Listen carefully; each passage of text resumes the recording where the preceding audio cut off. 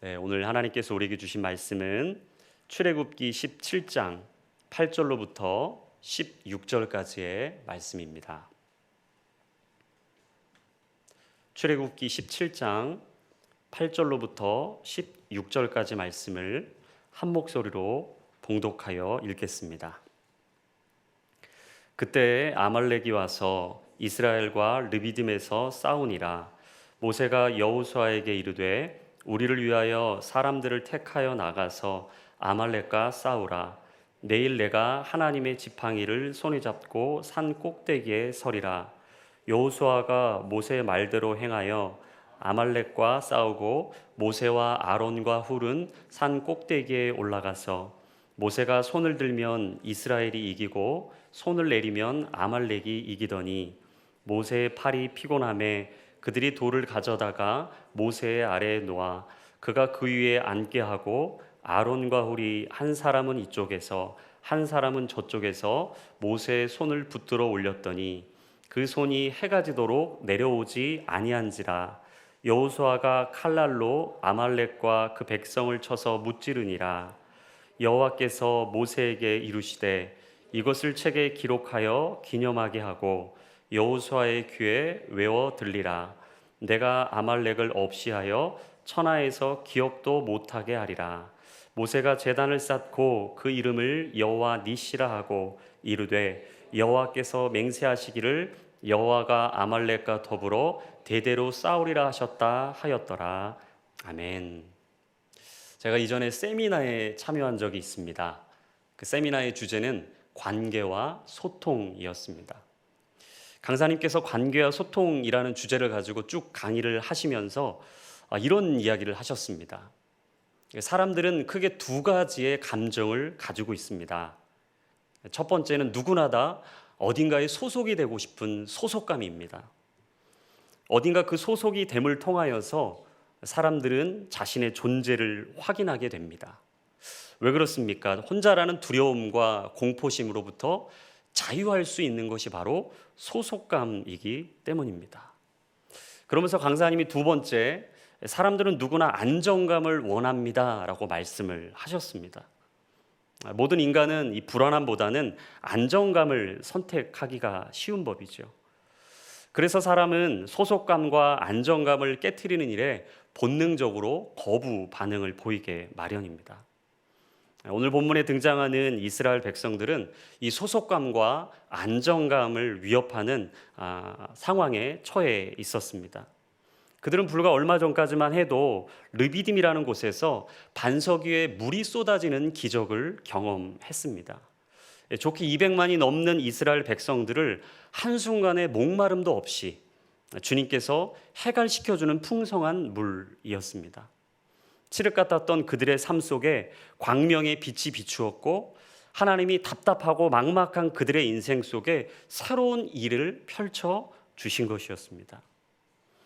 그런데 이런 기적도 잠시 얼마 지나지 않아서 이 광야의 도적대라고 유명했던 아말렉 군대가 그들을 공격해 온 것입니다. 소속감이 깨어질 위기였습니다. 안정감이 한순간에 사라질 위기였습니다. 그런데 놀랍게도 이스라엘 백성들은 이 위기를 기도 응답을 받는 기회로 만들었습니다. 그들은 자신의 앞에 놓여 있는 매듭을 풀었고 하나님께서 그들의 인생을 어떻게 만들어 가시고 이루어 가시는지를 새롭게 경험하게 되었습니다.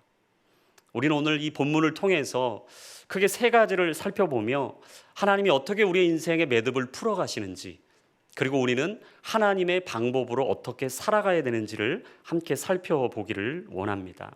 첫 번째, 우리의 삶의 영적인 빈틈을 조심해야 한다라는 것입니다. 오늘 본문의 8절 말씀입니다. 그때 아말렉이 와서 이스라엘과 르비딤에서 싸우니라. 오늘 본문은 우리가 잘 알고 있는 이스라엘 백성들과 아말렉 군대가 이 전쟁을 벌이는 장면입니다. 그 사막의 도적대라고 불렸던 아말렉 군대, 그들은 폭력적이었습니다. 사나웠습니다. 그리고 얼마나 교활했는지 그들과 전쟁을 하는 민족들마다 상당한 어려움과 힘든 시간을 보낼 수밖에 없었습니다. 그리고 그들은 언제나 비열한 방법으로 상대를 공격해 왔습니다. 그 방법이 신명기 25장 17절과 18절에 이렇게 설명을 합니다. 너희는 애굽에서 나오는 길에 아말렉이 내게 행한 일을 기억하라. 곧 그들이 너를 길에서 만나 내가 피곤할 때에 내 뒤에 떨어진 약한 자들을 쳤고 하나님을 두려워하지 아니하였느니라. 아말렉 군대의 전쟁 방법은 정면 승부를 피하는 것이었습니다. 어찌 보면 이 전쟁에서는 상당히 비겁한 방법을 선택한 거죠. 전쟁을 치르다가 낙오를 하거나 대열에서 이탈한 사람들이 보이면 영락없이 그들의 공격 타겟이 되었습니다. 근데 사실 우리가 살아가면서 이 사단 마귀의 공격도 이와 같습니다. 언제나 우리의 약한 부분, 우리의 허점을 노립니다. 우리가 잠시 방심한 사이에 빈틈을 노리고 사단 마귀는 언제나 우리를 공격해 옵니다. 그래서 에베소서 4장 27절 말씀에도 마귀에게 틈을 주지 마십시오라고 성경은 이야기를 합니다. 제가 TV를 잘 보진 않지만 가끔 보면 동물의 왕국을 볼 때가 있습니다. 아마 성도님들도 이 프로그램을 많이들 보셨을 겁니다. 제가 마침 이 동물의 왕국을 보고 있는데 이 사자가 먹잇감을 찾는 장면이었습니다. 어슬렁 사자가 돌아다니면서 어떤 먹잇감을 찾을까 슬렁슬렁 돌아다니는 장면이 나오고 있었습니다. 분명히 먹잇감을 찾아보고 있을 때에는 사자의 눈이 흐리멍텅했습니다. 그런데 자신이 공격의 타겟을 정하고 그 먹잇감을 찾고 성큼성큼 다가가자 이 사자의 눈빛이 달라지는 겁니다. 주변에 있던 동물들이 혼비백산이 되어서 사방으로 도망치기 시작했습니다. 근데 참 재미있는 건 언제나 동물의 왕국을 보면 꼭 대열에서 이탈하는 동물들이 보입니다. 영락없이 또 한 마리의 동물이 이 사자의 먹잇감이 되었습니다. 사자는 그 빈틈을 노리고 한순간에 그 먹잇감을 집어 삼켜 버렸습니다. 그 장면을 보면서 제가 그런 생각이 들었습니다. 영적인 것과 너무나 흡사하다. 베드로전서 5장 8절에도 말씀하십니다. 대적 마귀는 우는 사자와 같이 두루다니며 지금 이 순간에도 삼킬 자를 호시탐탐 노리고 있다. 영적으로 지쳐있는 사람들, 근심과 걱정과 염려라는 감정에 짓눌려서 더 이상 믿음이 작동하지 않고 하나님 앞에 나아갈 수 없는 이 답답한 마음에 놓여있는 성도님들, 특별히 교회에 처음 나오셔서 믿음이 연단이 아직은 얼마 되지 않으신 분들을 집중적으로 공격하는 것이죠. 그래서 우리는 수단과 방법을 가리지 않고 예배의 자리를 사수해야 합니다. 기도의 자리, 말씀의 자리, 섬김과 헌신의 자리, 믿음의 동역자들과 함께 할 수 있는 그 자리를 지킴을 통하여서 우리의 영적인 보호막을 쳐야 하는 것이죠. 마틴 로이드 존스 목사님이 쓰신 영적 침체라는 책을 보면 우리가 겪게 되는 영적 침체의 원인을 두 가지로 설명을 합니다. 첫 번째는 미래에 대한 불안 때문이고, 두 번째는 눈에 보이는 세상의 높은 파도 때문이다라고 지적을 하고 있습니다. 그렇습니다. 우리는 때로 미래에 대한 불안과 눈에 보이는 세상의 높은 파도 때문에 우리의 삶에 영적인 빈틈이 생길 때가 있습니다. 그때 우리가 빈틈을 메울 수 있는 방법이 무엇이겠습니까? 하나님의 보좌 앞으로 나아가는 것입니다. 그리고 그분 앞에 무릎을 꿇고 나의 빈틈을, 우리의 영적인 빈틈을 메워달라고 간절히 기도하는 것입니다.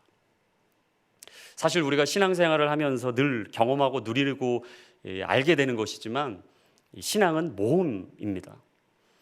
그래서 하나님께서 어떤 은혜를 부어주실지, 어떤 기적을 이루어 가실지 이 기대하는 마음이 바로 우리 안에 있어야 한다라는 것이죠. 그리고 그 마음을 가지고 영적인 기도의 날개를 펴야 합니다. 그래야 하나님이 두 손을 붙들고 저 창공을 날아오를 수 있는 영적인 비상을 하는 담력을 얻게 해주시는 거죠.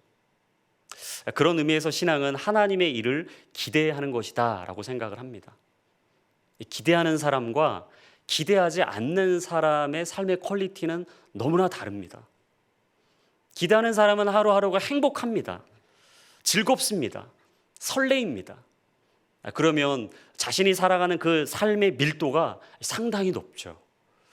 작은 시간이고 없는 순간에도 모든 것을 하나님이 나를 통해 이루시는 것처럼 그 일을 이루어 갑니다. 반면에 기대가 없는 분들의 삶을 보면 너무 힘이 없습니다.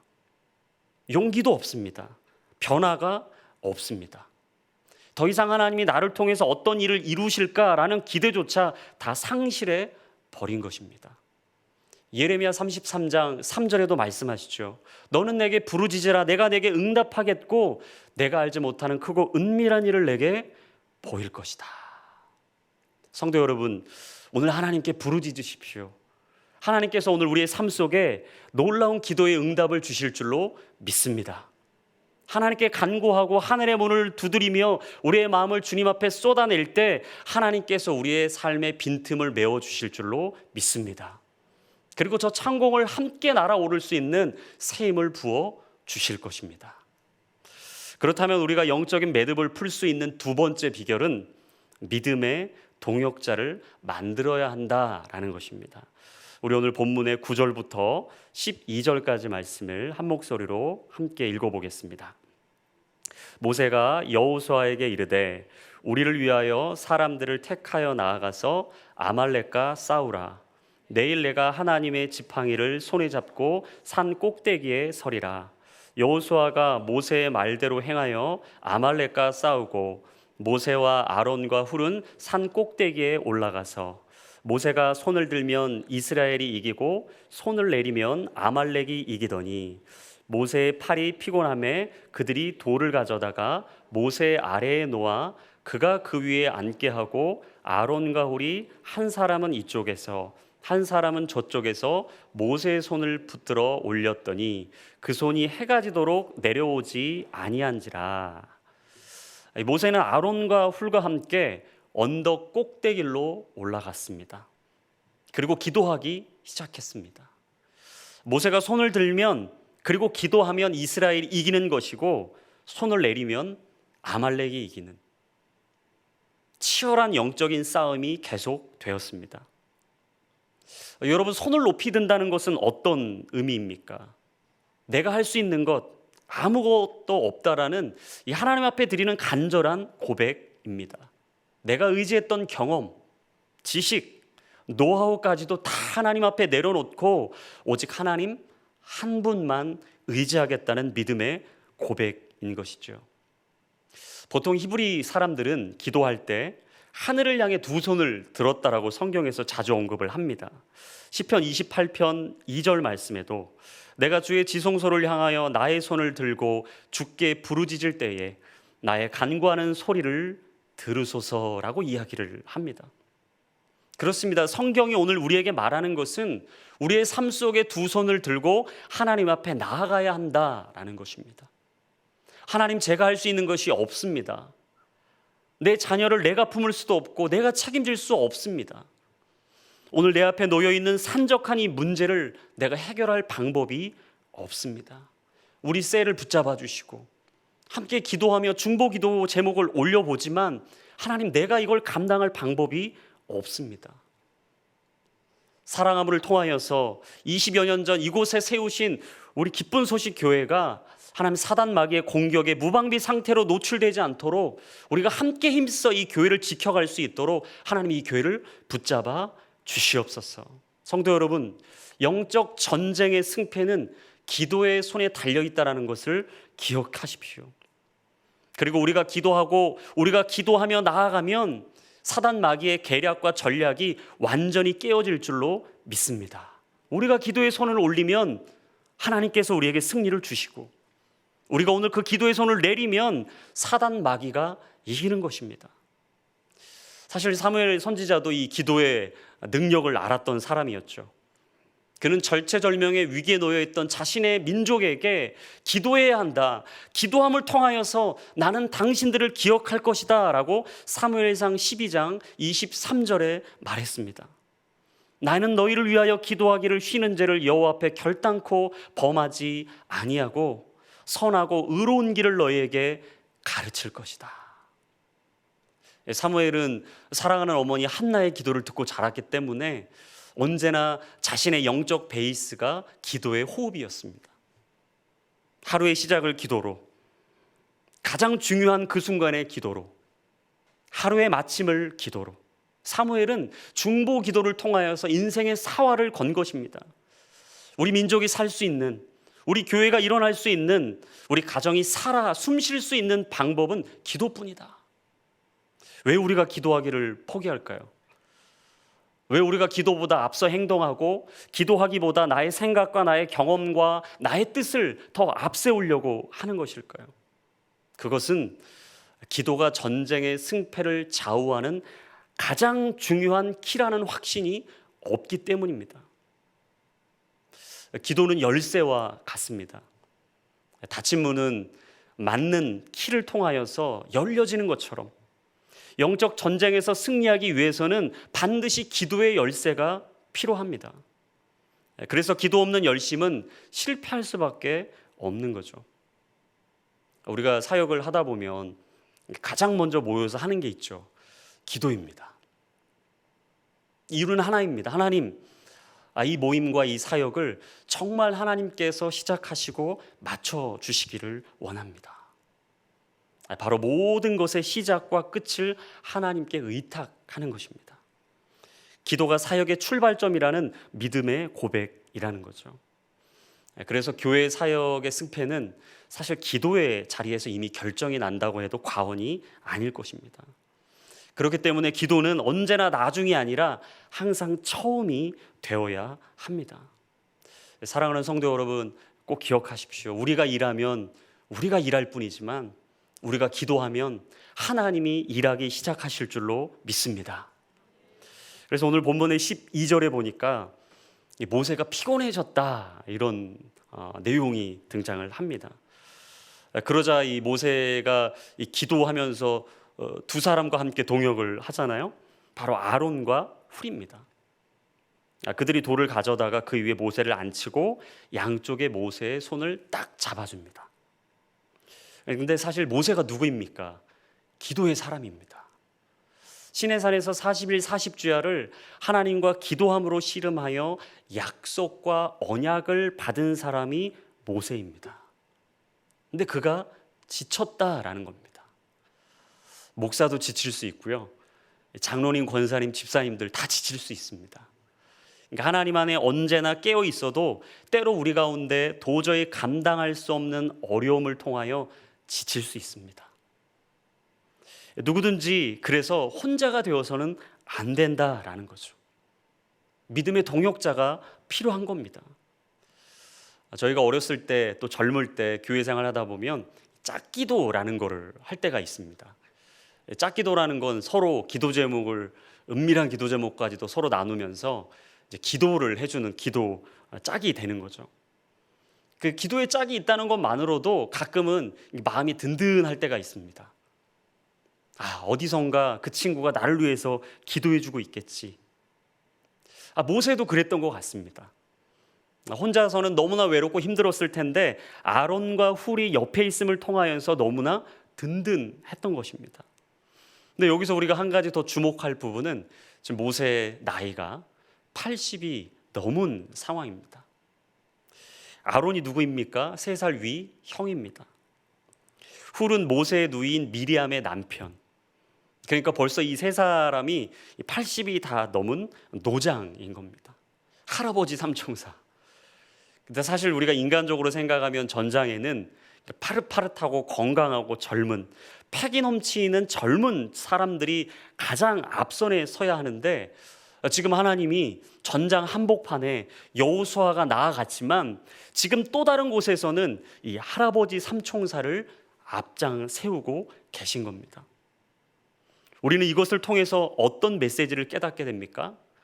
우리의 삶의 영적 전쟁은 혈과 육을 상대하는 것이 아니라는 사실입니다.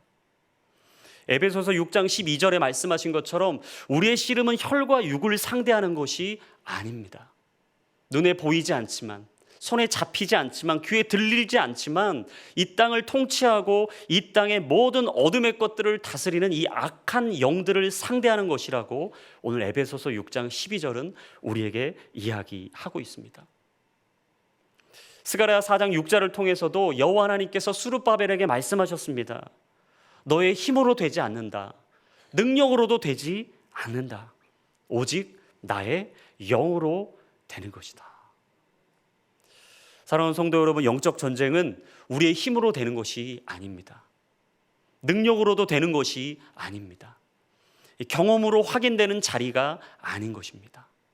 바로 성령 하나님의 강력한 기름 부으심을 통하여서 승리케 하시는 하나님의 역사를 확인하는 자리, 바로 그 자리가 기도의 자리이신 거죠. 그런데 전도서 4장 12절에 또 이렇게 말씀을 하십니다. 한 사람이 패하겠거니와 두 사람이면 맞설 수 있나니 세 겹줄은 쉽게 끊어지지 아니하느니라. 무슨 말씀입니까? 믿음의 동역자가 필요하다라는 겁니다. 그래서 함께 이 기도하고 마음을 나누고 서로 걸어갈 수 있는 믿음의 동역자가 얼마나 중요한지를 계속해서 성경이 우리에게 알려주고 계신 거죠. 제가 저희 교회에 와서 참 도전받고 마음에 감동이 됐던 게 있습니다. 그게 게시판에 붙어 있는 우리 권사님들의 기도 릴레이 표였습니다. 제가 저희 교회에 와서 한 곳 한 곳 장소가 어떤지, 또 어느 곳이 어떻게 사용되는지 보고 싶어서 한 층 한 층 보면서 돌아다니고 있었습니다. 근데 게시판에 권사님들의 이 기도 릴레이 그 조직표가 딱 붙어 있는 겁니다.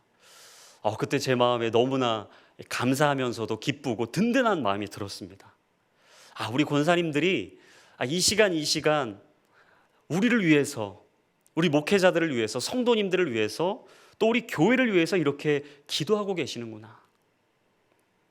사실은 그 기도의 힘을 믿고 있는 권사님들이 계시기에 지금 이 교회가 세워지고 있는 것이 아닌가라는 생각이 들었습니다. 역사를 바꾸는 것은 중보 기도의 힘인 거죠. 새로운 영적인 물줄기를 틀 수 있는 건 중보 기도입니다. 중보 기도자 말로 하늘과 세상을 잇는 사람이죠. 그래서 우리는 가정의 중보 기도자가 돼야 합니다. 사랑하는 남편을 위한 중보 기도자. 내 아내를 섬기고 내 아내를 사랑하기 위해서 우리가 중보 기도를 선택하는 겁니다. 자녀들에게 많은 지도보다도 말씀 지도, 기도 지도보다 더 앞설 것은 없는 것 같습니다. 누가 세상의 흐름을 바꾸겠습니까? 누가 영적인 주도권을 잡겠습니까? 말씀과 기도로 깨어있는 사람들입니다. 그래서 역사의 물줄기는 기도하는 중보자의 손에 달려있다는 것을 잊지 않게 되시기를 주님의 이름으로 축원합니다. 기도할 때 우리는 하늘의 신비를 경험하게 될 것입니다. 한 번도 경험해보지 못했던 하나님이 우리의 영적인 기지개를 펴고 저 창공을 비상하며 하나님의 뜻을 이루어가는 그 아름다운 역사의 현장에 오늘 우리를 부르고 계신 것이죠.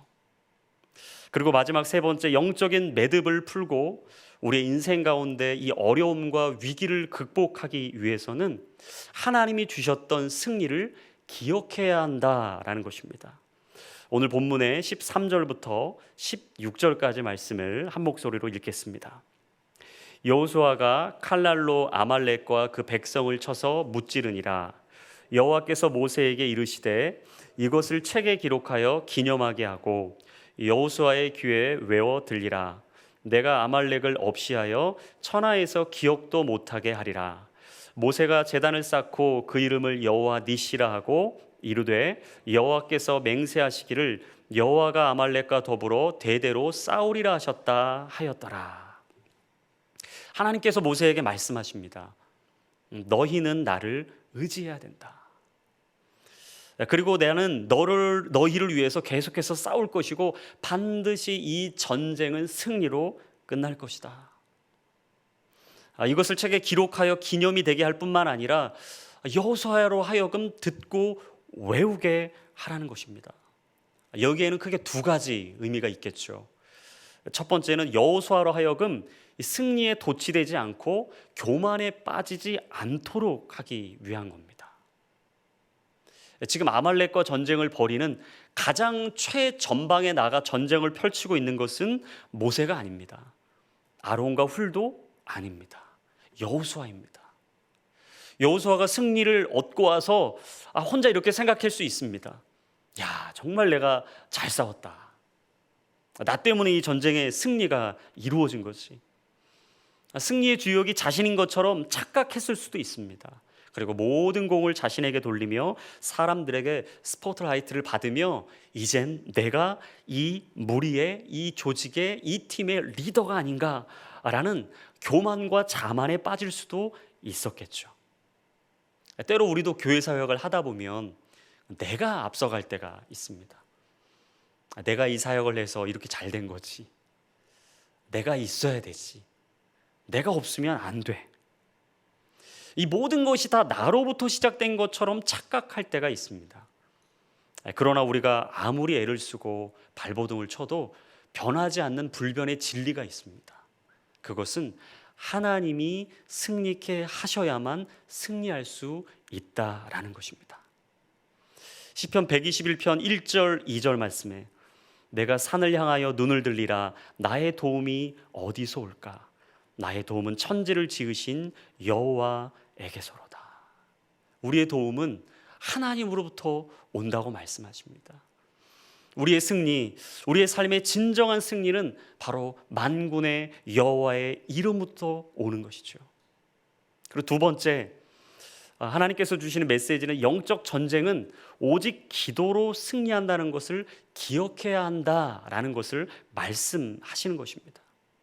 역대하 20장 15절에도 말씀하시죠. 이 전쟁은 너희에게 속한 것이 아니라 하나님께 속한 것이라.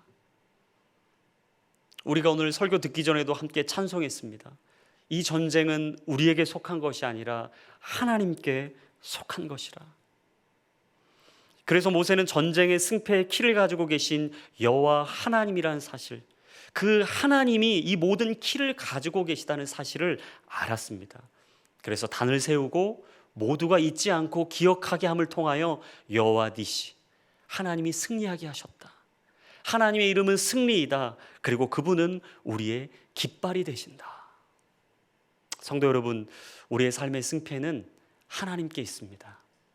우리가 기도하는 자리에 있습니다. 우리가 오늘 하나님을 바라보며 믿음으로 주님 앞에 나아간다면 하나님께서 우리에게 승리를 주실 것입니다. 시편 21편은 다윗이 전쟁을 벌이고 승리한 이후에 하나님 앞에 감사함으로 쓴 시편입니다. 시편 21편 3절에 보면 이 전쟁에서 승리를 경험한 이후에 그 승리를 이 구원이다 이야기하면서 아름다운 복이라고 노래하는 장면이 등장을 합니다. 근데 여기서 복이라는 단어는 히브리어로 베레카라는 단어입니다. 근데 이 복은 무릎을 꿇다라는 뜻을 가진 이 바라크라는 단어에서 파생이 된 겁니다. 한마디로 진정한 복, 진정한 승리, 우리가 취할 수 있는 영적인 전쟁의 승리는요, 바로 무릎을 꿇는 자리로부터 시작된다라는 거죠. 이스라엘 백성들은 알았던 것입니다. 다윗은 그것을 알았던 것입니다. 지존하신 여호와 하나님 앞에 내가 무릎을 꿇을 때 진정한 승리가 시작되는 것이다. 그것이 복이고, 그것이 축복이고, 그것이 누구도 빼앗을 수 없는, 세상이 알 수도 사람이 줄 수도 없는 복이라는 걸 다윗은 알았고 그것을 노래하였던 것이죠. 훗날 이 모세의 영적인 바통을 이어받은 여호수아는 그가 얻었던 승리의 비결을 기억했습니다. 그리고 그 영적 비밀을 마음에 새기고 모든 백성들에게 선포하며 이렇게 도전했습니다. 우리 여호수아서 24장 14절 15절 말씀 한 목소리로 읽어보겠습니다. 그러므로 이제는 여호와를 경외하며 온전함과 진실함으로 그를 섬기라. 너희의 조상들이 강 저쪽과 애굽에서 섬기던 신들을 치워버리고 여호와만 섬기라. 만일 여호와를 섬기는 것이 너희에게 좋지 않게 보이거든 너희 조상들이 강 저쪽에서 섬기던 신들이든지 또는 너희가 거주하는 땅에 있는 아모리 족속의 신들이든지 너희가 섬길 자를 오늘 택하라. 오직 나와 내 집은 여호와를 섬기겠노라. 아멘. 여호수아는 전화위복의 하나님을 분명하고 선명하게 기억했습니다. 내 인생에 묶인 매듭을 푸신 분도 하나님이시고, 우리 이스라엘의 전쟁에 묶인 매듭을 푸신 분도 여호와 하나님이시며, 오늘 내가 걸어가며 살아갈 모든 인생의 앞날에 문을 열어주실 분도 여호와 하나님이시다. 그래서 영적 중간지대에서 갈등하고 있던 이스라엘 백성들에게 말한 것이죠. 너희가 섬길 자를 오늘 택하라. 오직 나와 내 집은 여호와를 섬기겠노라. 성도 여러분, 오늘 우리는 어느 편에 서겠습니까? 오늘 우리가 서 있는 곳은 어디입니까? 기도할 시간도 확보되지 않은 채 산 아래 전장 한복판에서 아둥바둥 살고 있습니까? 아니면 기도로 사활을 걸었던 저 산 꼭대기에서 모세와 아론과 훌과 같이 비록 내가 전장의 한복판에 있지는 않을지라도 이 기도를 통하여 이 전쟁의 승패가 결정될 것이라는 믿음을 가지고 계십니까? 우리는 기억해야 합니다. 기도하는 한 사람이 기도하지 않는 한 민족보다 강합니다. 역사는 기도하는 자의 손에 의해 움직이는 것입니다. 하늘과 세상을 연결하는 이 중보자가 되기로 결단하십시오. 그리고 이 교회를 끝까지 기도로 지켜가는 기도의 사활을 거는 믿음의 사람으로 결단하십시오. 그리고 우리 가정을, 우리 셀을, 우리 교회와 이 나라 이 민족과 저 열방에 흩어져 지금도 이 순간에도 목숨 다해 복음을 전하고 계시는 그 선교사님들을 위한 중보자로 서기를 이 시간 우리가 함께 결단하고 주님 앞에 나아갈 때, 하나님은 모세와 그 아론과 훌과 여호수아에게 주셨던, 아니 이스라엘 민족에게 주셨던 영적인 승리를 저와 여러분들에게도 동일하게 주실 줄로 믿습니다. 우리가 우리의 삶 속에 이 영적 비밀을 잊지 않고 우리의 삶의 매듭을 풀어가시며 닫힌 문을 여시고 무너진 자리를 보수하시며 다시 새 일을 행하시는 그 크고 놀라우신 광활하신 여호와 하나님을 기대하는 백성들에게 그 일을 반드시 이루어 가시는 그 만군의 여호와의 이름을 붙드는 자들에게 오늘 이 밤 새로운 은혜를 부어주시고 하나님의 놀라운 역사를 우리의 삶에 허락해 주실 줄로 믿습니다. 그 믿음을 가지고 이 한 주도 넉넉히 승리하는 우리 귀한 성도님들 되시기를 주님의 이름으로 축원합니다. 우리 함께 이 마음을 가지고 오소서 진리의 성령님이라는 찬송을 함께 부르며 나아가기를 원합니다. 우리가 사실은 이 삶을 살아가면서 참 많은 것을 생각하고 의지할 수 있지만, 우리가 성령님을 의지하고 그 성령의 은혜를 간구할 때 하나님이 우리에게 새 은혜를 부어 주실 것입니다. 오늘 어떻게 또 알맞게 비가 내리더라고요. 예배를 준비하면서 그런 마음을 주셨습니다. 이 땅에 황폐하고 건조하고 메마른 이 모든 것들을 이 아름다운 단비로 촉촉하게 하시듯, 하나님이 전에 나와 주님을 찾고 갈급한 심령으로 주의 보좌 앞에 나아가시는 모든 성도님들에게 성령의 단비를 부어주십시오. 그래서 우리의 마음을 촉촉하게 해주시고 한 주 동안 너무 힘들고 지쳐 있었던 영혼들에게 새 힘을 주시옵소서. 그래서 우리가 기도하고 함께 나아갈 때 우리 가정이, 우리 자녀들이 주님 앞에 돌아오게 하시고 우리 모든 예배와 우리 공동체가 살게 되는 은혜를 주옵소서. 우리 그런 마음으로 주님 앞에 함께 찬양하며 나아가도록 하겠습니다.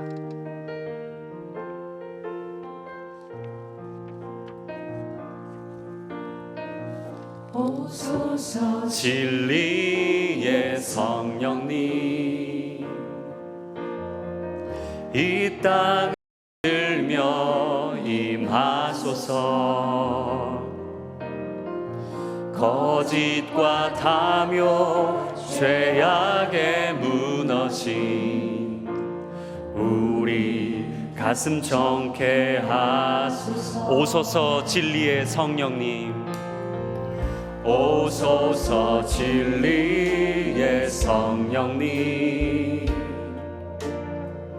이 땅은 들며 임하소서. 거짓과 탐욕 죄악에 무너진 우리 가슴 정케 오소서 은혜의 성령님, 오소서 은혜의 성령님. 아멘.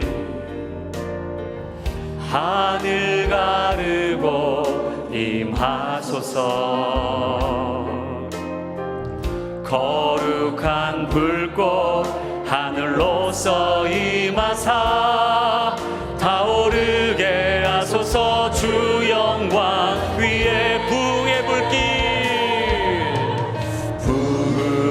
불길 타오르게 하소서. 진리의 말씀 이 땅 새롭게 하소서. 은혜의 강물 흐르게 하소서. 성령의 바람 이 땅 가득 불어와 흰 옷 입은 주의 순결한 백성 주의 영광 위에 이제 일어나 열방을 치유하며 행진하는 영광의 그날을 주소서. 우리 한 번 더 찬양하겠습니다. 오소서 진리의 성령님, 오소서 진리의 성령님. 아멘. 이 땅 흔들며 임하소서. 거짓과 탐욕 죄악에 무너진 우리 가슴 정케 하소서. 오소서 은혜의 성령님, 오소서 은혜의 성령님. 하늘 가르고 임하소서. 거룩한 불꽃 하늘로서 임하사 타오르게 하소서. 주 영광 위에 부흥의 불길 타오르게 하소서. 진리의 말씀 이 땅 새롭게 하소서. 은혜의 강물 흐르게 하소서. 성령의 바람 이 땅 가득 불어와 흰 옷 입은 주의 순결한 백성 주의 영광 위에 이제 일어나. 아멘. 이 영광을 치유하며 행진하는 영광의 그날 부흥의 불길 타오르게 하소서. 부흥의 불길 타오르게 하소서. 진리의 말씀 이 땅 새롭게 하소서. 은혜의 강물 흐르게 하소서. 성령의 바람 이 땅 가득 불어와 흰 옷 입은 주의 순결한 백성 주의 영광 위에 이제 일어나. 아멘. 열방을 치유하며 행진하는 영광의 그날을 한 번 더 고백합니다. 부흥의 불길 타오르게 하소서. 아멘. 정의의 말씀 이 땅 새롭게 하소서. 오 주님, 우리 가운데 은혜의 강물을 흐르게 하소서.